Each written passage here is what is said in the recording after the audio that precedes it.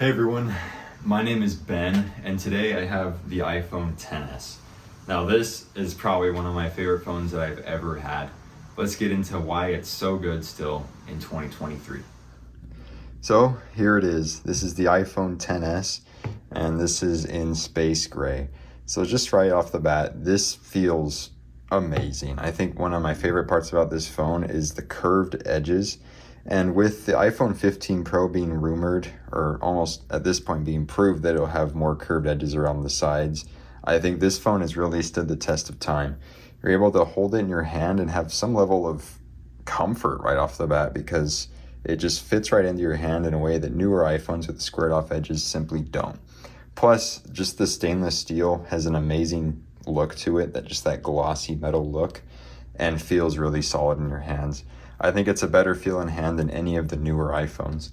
And I know that's not a popular opinion, but if you hold it in your hand, you really can feel it feels solid and it fits well in your hand.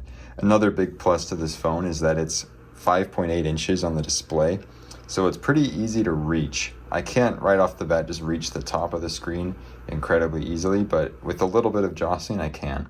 And newer iPhones, especially with the 6.1 inches being the standard iPhone size now, it takes a little bit more jostling in the hand, especially with the case on, to just access the whole screen. So I guess the biggest question is, how has this phone performed and how has it been to use on the daily in 2023? And it hasn't been perfect, but as you see me just kind of swiping around on the phone, it's surprisingly quick. It's not by any stretch particularly slow. Now, I am not the most demanding of user. I don't have a bunch of demanding apps on this phone, a bunch of stuff that uses a lot of horsepower. I just put it through its daily paces and use it as I can. But I've never felt that this phone was particularly slow. I felt like it got the job done whenever I needed it to. And on top of that, the battery life has been okay. It hasn't been as good as it could be, but it's gotten the job done likewise. As a lighter user and somebody who only is on their phone maybe 2 or 3 hours a day, I never had a problem with this phone dying at the end of the day. I would, for a longer road trip or for longer days, I would try to have a charger around, but all things considered, this thing can still get you through.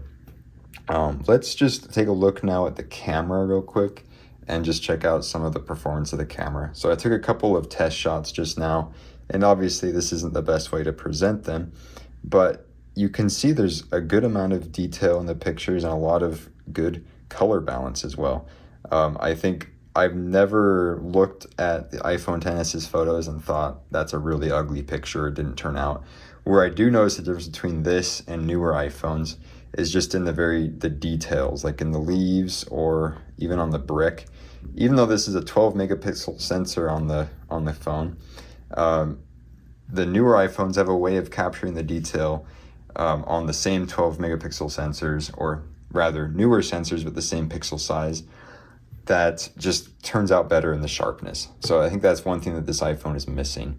But all things considered, these are good photos that come out of the phone with a good amount of detail and good light reproduction. Likewise, on the selfie camera, you're able to take pretty decent selfies. The resolution isn't amazing, and if we zoom in, it's not the best picture ever, but I wouldn't think anybody would be on a FaceTime call with you or look at your selfie that you posted on Instagram real quick and think that it's a terrible photo. So for all intents and purposes, the cameras on this phone are still totally capable. Another thing that's really nice about this phone is the fact that it's going to get iOS 17, and that'll potentially be its very last software update. So all things considered, this phone is probably only usable for about 1 more year until the end of 2024. But as we know, Apple does provide some software support after that. Like the iPhone 5S, I think, got a software update just a few months ago with its version of iOS 12 that it has. So you may be good pushing this phone even longer, considering that the performance is still so good on it and you can get around relatively easily. You may be able to push it for a little bit longer. I have an iPhone 10 that my mother uses actually, and side by side, this phone is a good bit quicker than that. So I think you're going to be in a good place with an iPhone XS in using it for the next even the next few years, as long as you don't want the latest and greatest from iOS. But if you're an enthusiast in any stretch of the imagination, I would definitely recommend just getting a newer phone, because it is getting older, it's getting longer in the tooth. But all things considered, this is a solid little phone. It does the job. It's quick at opening things. I have never had any moment where I thought this is a super slow phone and I just can't do it.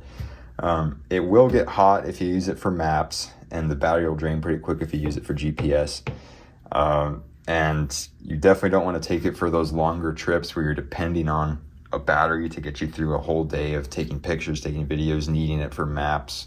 You're going to need a backup charger or something to help in those situations. But this has to be probably one of my favorite phones that I've ever had, just considering how old it is. It's 5 years old at this point, and it still can go through all of my apps. It can still do everything I need it to, without hardly even slowing down. So I've been so impressed with this phone.